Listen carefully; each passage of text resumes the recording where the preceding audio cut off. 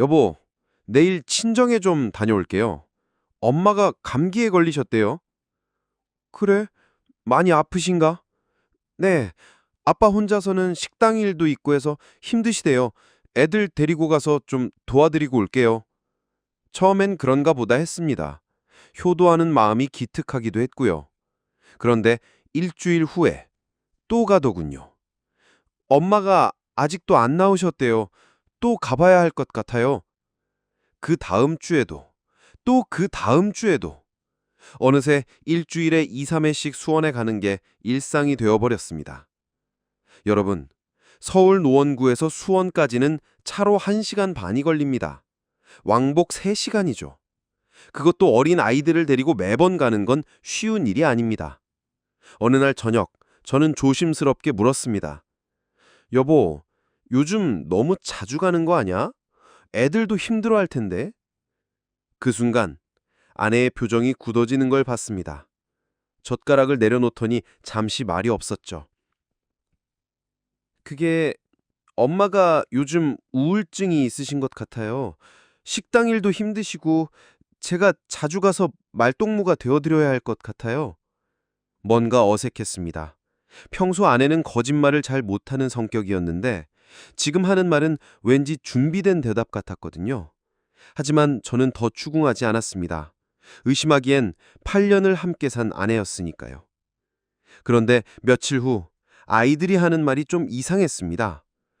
아빠, 오늘은 외할머니 집에 안 가고 이모 집에 있었어요. 이모 집? 수원 이모? 아니요, 분당 이모요. 아내의 여동생은 분당에 살았습니다. 수원 가는 길목이긴 하지만 굳이 거기서 시간을 보낼 이유가 있나 싶었죠. 그때 4살 딸 작은 딸이 한마디 더 했습니다. 엄마가 어디 갔다 온다고 했어요. 그래서 이모랑 놀이터에서 놀았어요. 그 순간 제 마음에 작은 파문이 일었습니다. 친정엄마를 돌보러 간다면서 왜 아이들을 동생 집에 맡기고 어디를 갔단 말인가. 그날부터 저는 작은 수첩을 하나 준비했습니다. 뭘 하려고 했냐고요? 출근하기 전에 아내 차의 주행거리를 확인하고 퇴근 후에 다시 확인해서 적어두기 시작한 겁니다. 3월 15일 122km 주행, 3월 17일 182km 주행, 3월 19일 197km 주행. 일주일간의 기록을 보니 충격적이었습니다. 여러분, 노원에서 수원까지는 왕복 120km 정도입니다. 그런데 아내는 평균 180km 이상을 운전하고 있었던 겁니다. 도대체 60km는 어디를 더 간 걸까요? 저는 다음 단계로 넘어갔습니다. 회사에 반차를 내고 아내를 미행하기로 한 겁니다. 3월 24일 화요일, 저는 출근하는 척하고 나갔다가 근처 카페에서 기다렸습니다. 미리 렌터카도 준비해뒀죠. 제 차를 알아볼까 봐서요. 오전 10시쯤 아내가 아이들을 데리고 나왔습니다. 저는 조심스럽게 아내의 흰색 아반떼를 따라갔습니다. 예상대로 수원 방향으로 향했지만 수원에 가기 전에 분당에서 빠져나왔습니다. 동생 아파트 앞에 차를 세우더니 아이들을 데리고 올라갔습니다. 30분 후 아내가 혼자 내려왔습니다. 여러분, 그때 본 아내의 모습은 충격적이었습니다. 평소 청바지에 티셔츠 차림이던 아내가 화장을 다시 하고 원피스로 갈아입은 모습이었죠. 8년 만에 처음 보는 그런 신경 쓴 차림이었습니다. 아내는 다시 차를 몰고 수원 방향으로 갔습니다. 하지만 친정이 있는 장안구가 아닌 영통구 쪽으로 방향을 틀었습니다. 그리고 한 카페 앞에 차를 세웠습니다. 제 심장이 쿵쾅거리기 시작했습니다. 아내가 누군가를 기다리는 게 분명했으니까요. 10분쯤 지났을까요? 검은색 그랜저가 카페 앞에 멈췄습니다. 40대 초반으로 보이는 남자가 내렸는데 그 순간 저는 그 남자를 알아봤습니다. 그 남자는 아내가 대학 시절에 잠깐 이야기했던 고등학교 첫사랑이었습니다. 신혼 시절 과거 연애 이야기를 하다가 아내가 웃으며 했던 말이 떠올랐습니다.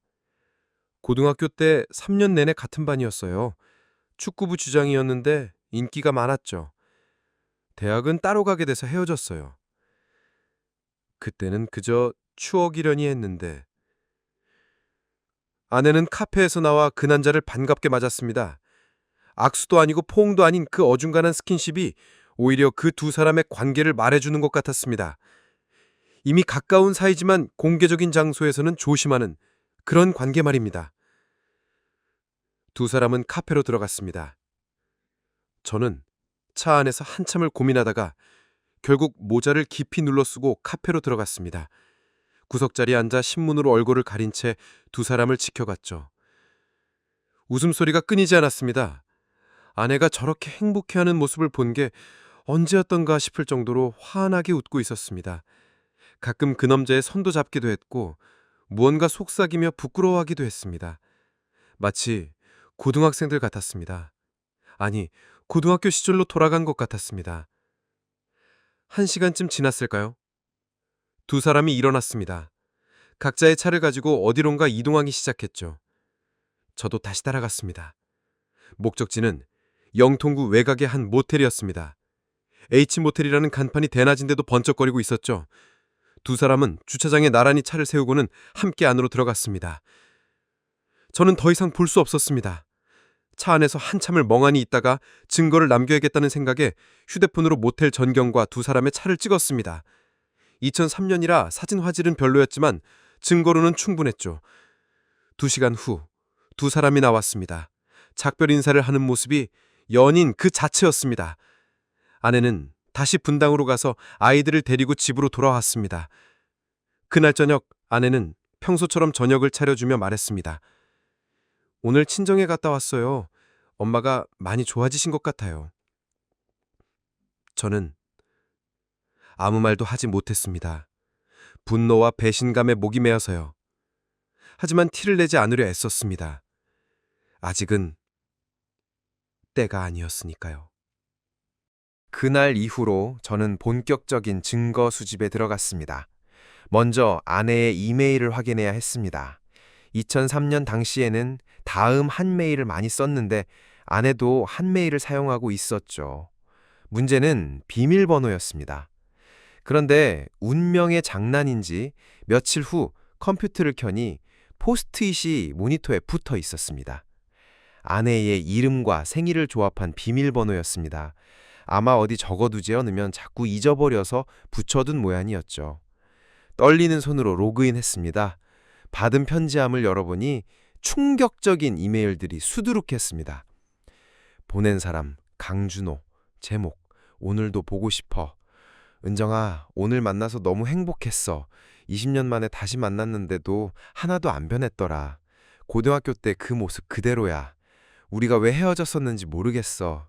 그때 내가 너무 어렸나 봐. 다른 이메일도 열어봤습니다. 제목 리, 오늘도 보고 싶어. 준호야, 나도 너무 좋았어. 근데 조심해야 해. 우리 둘 다 가정이 있잖아. 특히 너는 장인어른 회사에서 일하고 있으니까 더 조심해야 해. 그래도 이렇게라도 만날 수 있어서 행복해. 장인어른 회사?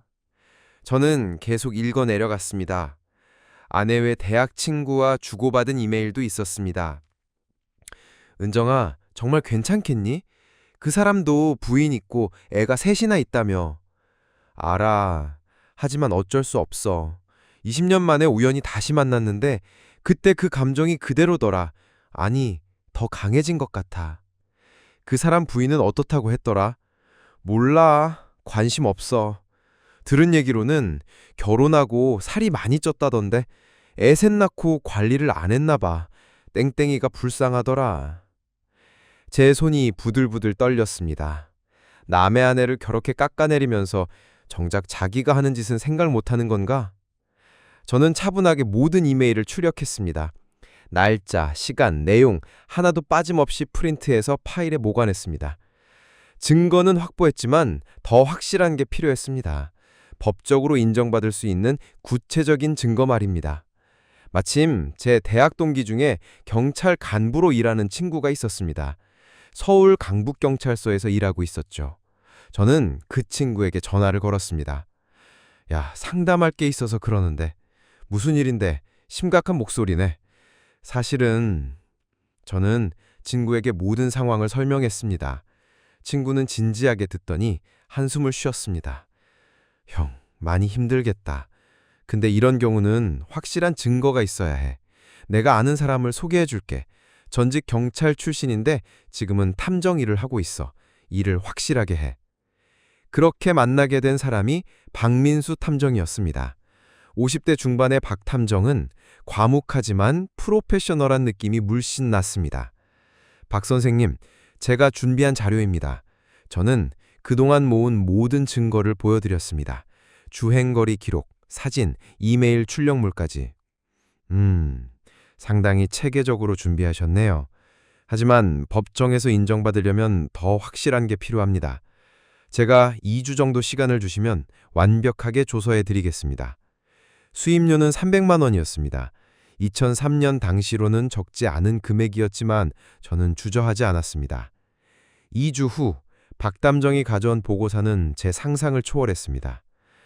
3월 24일부터 4월 7일까지 2주간 미행조사 결과입니다. 보고서에는 사진이 첨부되어 있었습니다. 아내와 그 남자가 만나는 모든 순간이 포착되어 있었죠. 3월 26일 오전 11시 15분 영통구 오모 카페에서 만남, 3월 26일 오후 1시 30분 H모텔 진입, 3월 26일 오후 2시 45분 H모텔 퇴실.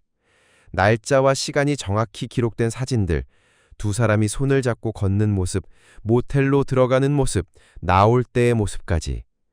그리고 이 남자에 대해서도 조사했습니다. 박 탐정이 또 다른 서류를 꺼냈습니다. 이름 강준호, 1965년생, 올해 38세입니다. 오호대학교 경영학과를 졸업하고 현재 수원시 팔달구에 있는 주식회사 대성유통의 영업이사로 재직 중입니다. 이 회사는 그의 장인어른인 최대성 회장이 운영하는 중견 유통회사로 연매출 50억 원 규모입니다. 가족관계는요? 부인 최수연 씨와 2000년에 결혼하고 현재 7살, 5살, 3살 자녀가 있습니다. 수원시 영통구의 45평 아파트에 거주하고 있는데 이 아파트는 장인어른 명의입니다. 장인어른 회사의 이사, 장인어른 명의의 아파트. 전형적인 대릴사위였습니다. 추가로 조사한 내용인데요. 강준호 씨는 결혼 전 여러 여성과 스캔들이 있었습니다. 소위 바람둥이 기질이 있는 것으로 보입니다. 현재도 부인 외에 다른 여성과의 관계가 의심되는 정황이 있습니다. 다른 여성이요? 제 아내 말고도요? 네, 회사 여직원과도 가까운 사이로 보입니다. 자세한 건 더 조사가 필요하겠지만 저는 헛웃음이 나왔습니다. 아내는 자기가 유일한 줄 알고 있겠지만 실상은 여러 여자 중 하나였을 뿐이었던 겁니다. 박 탐정의 보고서를 들고 저는 곧바로 변호사를 찾아갔습니다. 서초동에 있는 법무법인 정의의 이상호 변호사, 이혼 전문 변호사로 유명한 분이었죠. 증거가 확실하네요. 이 정도면 재판에서 충분히 유리한 위치를 점할 수 있습니다. 이 변호사는 서류를 검토하며 말했습니다. 위자료는 물론이고 양육권도 문제없을 것 같습니다. 다만 뭐죠? 상대 남성에 대한 대응도 생각해 보셔야 합니다. 상간자 소송을 할 수도 있고 다른 방법도 있습니다. 저는 이미 마음의 결정을 내린 상태였습니다. 변호사님, 저는 이혼 소송만 하는 게 아닙니다. 그 남자도 그냥 넘어가선 안 됩니다. 무슨 생각을 하고 계신지 물어봐도 될까요? 합법적인 방법으로, 하지만 확실하게 응징하려고 합니다. 이 변호사는 잠시 저를 바라보더니 고개를 끄덕였습니다. 알겠습니다. 그럼 우선 이혼 소장을 준비하겠습니다. 언제쯤 진행하실 생각이신가요? 다음 주 월요일이요. 4월 14일로 해주세요. 특별한 이유가 있으신가요? 네, 그날 모든 것을 동시에 진행하려고 합니다. 집으로 돌아온 저는 박 탐정에게 다시 연락했습니다. 박 선생님, 한 가지 더 부탁드릴 게 있습니다. 말씀하세요. 이 보고서 사본을 3부 더 만들어 주시고 4월 14일에 제가 부탁하는 장소로 전달해 주실 수 있을까요? 어디로 전달하면 될까요? 한 분은 강준호의 부인에게, 한 분은 그의 장인어른에게 전달해 주세요. 알겠습니다. 신중하게 처리하겠습니다. 그리고 저는 아이들과의 시간을 더 많이 가지려고 노력했습니다. 곧 큰 변화가 있을 것을 알았기에 아이들에게 안정감을 주고 싶었습니다. 아빠, 요즘 일찍 들어오시네요. 우리 아들이랑 딸이랑 더 많이 놀아주고 싶어서. 아빠 최고! 아이들의 해맑은 웃음을 보며 마음이 아팠습니다. 이 아이들이 곧 겪게 될 아픔을 생각하면, 하지만 거짓 위에 세워진 가정보다는 진실된 삶이 낫다고 믿었습니다. 4월 13일 일요일 밤, 저는 마지막으로 아내와 대화를 나눴습니다. 여보, 우리 처음 만났을 때 기억나? 갑자기 왜 그런 얘기를? 그냥 그때가 그리워서. 아내는 아무 말 없이 설거지를 계속했습니다. 아마 양심에 찔렸겠죠. 그날 밤 저는 거의 잠을 이루지 못했습니다. 내일이면 8년의 결혼 생활이 끝날 테니까요. 2003년 4월 14일 목요일 아침, 평소처럼 일어나 준비를 했습니다. 아내도 평소처럼 아침을 차려줬죠. 오늘 야근 있어요? 아니, 오늘은 일찍 들어올 거야. 그래요, 조심해서 다녀와요. 마지막 아침 식사였습니다. 된장찌개와 계란말이, 김치. 8년 동안 먹어온 익숙한 아침상이었죠. 아이들을 안아주고 집을 나섰습니다. 하지만 회사로 가지 않고 근처 카페에서 시간을 보냈습니다. 오전 10시 제 휴대폰이 울리기 시작했습니다. 박탐정이었습니다. 지금 출발했습니다. 계획대로 진행하겠습니다. 오전 10시 30분 또 다른 전화가 왔습니다. 법원 집행관이었습니다. 지금 부인께 서류 전달했습니다. 많이 당황해 하시던데요.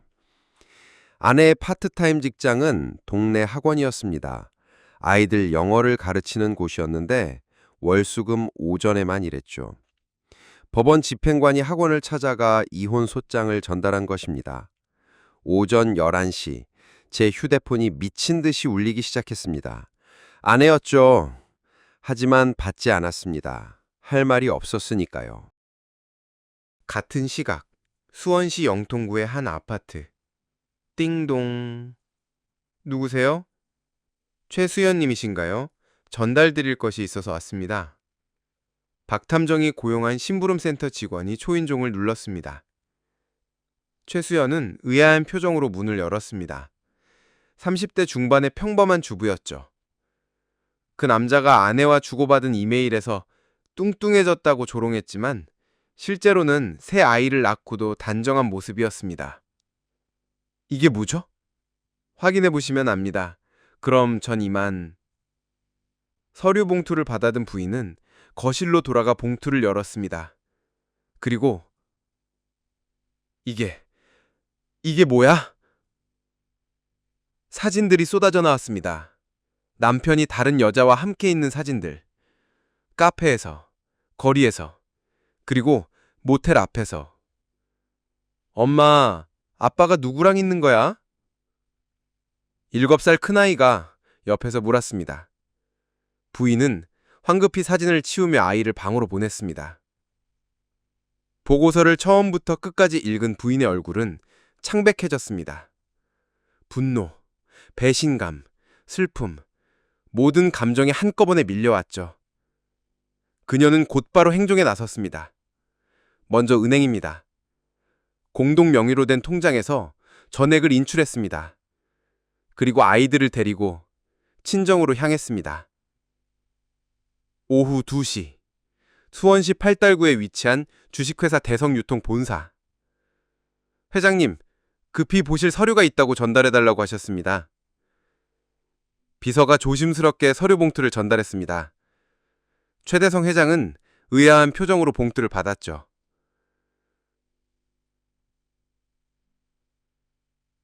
70대 초반의 최 회장은 맨손으로 시작해 중견기업을 일군 입지전적인 인물이었습니다. 무남동녀인 딸을 위해 능력 있는 사위를 들였다고 생각했는데 이게 뭔가? 보고서를 읽는 최 회장의 표정이 점점 굳어졌습니다. 그리고 마지막 장에 이르러서는 얼굴이 불그락 푸룩해졌습니다. 비서실장! 네, 회장님. 당장 강 이사를 회장실로 오라고 해. 20분 후 강준호가 회장실로 들어왔습니다. 회장님, 부르셨습니까? 최 회장은 아무 말 없이 보고서를 강준호 앞으로 던졌습니다. 이게 뭐냐? 회장님, 이게 뭐냐고 묻고 있네. 최 회장의 호통에 회장실이 떠나갈 듯 했습니다. 내 딸과 손주들을 이렇게 우롱했단 말인가? 내가 자네를 어떻게 여기까지 끌어올렸는데? 죄송합니다, 회장님. 한 번만 용서해 주십시오. 용서? 지금 용서를 구하는 건가? 최 회장은 자리에서 일어났습니다. 당장 나가. 오늘부로 해고야. 그리고 우리 집에서도 나가. 내 딸과 손주들한텐 다시는 얼씬도 하지 마. 회장님! 회장님! 강준호가 무릎을 꿇었지만 소용없었습니다. 경비원들이 들어와 그를 끌어냈죠. 집으로 돌아온 아내. 오후 4시. 아내가 집에 들어왔을 때 저는 이미 거실에서 기다리고 있었습니다. 여보, 이게 무슨 일이야? 이혼이라니? 아내는 울먹이며 달려들었지만 저는 차갑게 거리를 두었습니다. 앉아. 할 말이 있으니까. 여보, 내가 뭘 잘못했어? 왜 갑자기? 왜인지 정말 모르겠어? 저는 테이블 위에 준비해둔 서류를 꺼냈습니다. 이메일 출력물, 사진, 탐정 보고서. 아내의 얼굴이 하얗게 질렸습니다. 이건 3월 15일, 17일, 19일, 24일, 26일, 28일. 계속 읽어줄까? 아내는 그 자리에 주저앉았습니다. 미안해. 정말 미안해. 미안하다고? 그게 끝이야? 저는 감정을 억누르며 말했습니다. 8년이야. 우리가 함께한 시간이. 아들과 딸을 낳고 키운 시간이. 그 시간이 너한테는 아무것도 아니었니? 그게 아니라 난 단지 20년 전 첫사랑이 그렇게 좋았어? 애가 셋이나 있는 유부남이 그렇게 좋았냐고. 아내는 고개를 들지 못했습니다. 애들은 내가 키울 거야. 너도 이의 없겠지? 애들만은 네가 무슨 자격으로 매주 3번씩 친정 간다고 거짓말하고 아이들을 동상한테 맡기고 불륜을 저지른 네가. 더 이상 할 말이 없는지 아내는 울기만 했습니다. 파국의 연쇄 반응. 그날 밤 강준호의 집은 아수라장이 되었습니다. 부인이 아이들을 데리고 친정에서 돌아온 남편과 마주쳤을 때입니다. 어디 갔다 이제 와? 수연아, 들어줘. 내가 설명할게. 설명? 무슨 설명? 이 사신들이 다 설명하고 있잖아. 부인이 사진을 집어던졌습니다. 20년 전에 헤어진 여자를 다시 만나? 그것도 남편 있고 아이가 있는 여자를. 미쳤구나 정말. 한 번만 용서해줘. 다시는 안 그럴게. 용서? 내가 바보로 보여? 아버지한테도 다 말했어. 회사도 잘렸지? 집보 나가야구. 강준호가 깜짝 놀랐습니다. 그건 너무하잖아. 내가 그동안 회사를 위해 얼마나... 회사를 위해? 아니지. 너 자신을 위해 일한 거지. 아버지 회사 아니었으면 네가 뭘 할 수 있었는데. 싸움은 점점 격해졌습니다. 그 와중에 부인의 남동생이 집에 들어왔죠. 누나 무슨 일이야? 매형 이게 다 뭐야? 사정을 들은 처남은 분노했습니다. 이 씨가 진짜 우리 누나이 뭘로 보고? 주먹 다짐이 벌어지고 강준호는 코뼈가 부러지는 부상을 입었습니다. 경찰이 출동했고 강준호는 폭행 혐의로 연행됐죠. 법정에서 이혼 재판은 신속하게 진행됐습니다. 증거가 명백했기 때문에 아내 측에서는 별다른 반박을 하지 않았습니다. 피고인은 원고와의 혼인 기간 중 제3자와 부정한 행위를 지속적으로 해왔으며 이는 혼인 파탄의 직접적인 원인이 되었습니다. 판사의 말이 법정에 울려 퍼졌습니다. 양육권은 당연히 제게 왔고 아내는 한 달에 2번 아이들을 만날 수 있는 면접 교섭권만 받았습니다. 재산 분할도 최소한으로 이루어졌죠. 강준호의 이혼 재판은 더욱 처참했습니다. 폭행, 접근 금지 명령 위반 등으로 전과자가 된 그는 재산 분할에서도 불리한 위치에 놓였습니다. 부인의 아버지가 최고의 변호사를 선임한 덕분에 강준호는 거의 빈털터리가 되었죠. 이혼 후 저는 노원구 아파트에서 아이들과 새로운 삶을 시작했습니다. 처음엔 정말 힘들었습니다. 혼자서 아이들을 챙기고 출근하고 집안일까지. 가사 도우미 아주머니를 구했지만 아빠의 빈자리를 완전히 채울 수는 없었죠. 아빠, 오늘 학교에서 엄마 아빠 같이 오는 행사가 있대요. 그래? 아빠가 둘 다 해줄게. 아빠가 엄마, 아빠 다 될 수 있어. 큰아들의 서글픈 표정이 아직도 기억납니다. 하지만 저는 최선을 다했습니다. 퇴근 후에는 아이들과 함께 저녁을 먹고 숙제를 봐주고 책을 읽어주었습니다. 주말에는 놀이공원이나 박물관에 데려갔죠.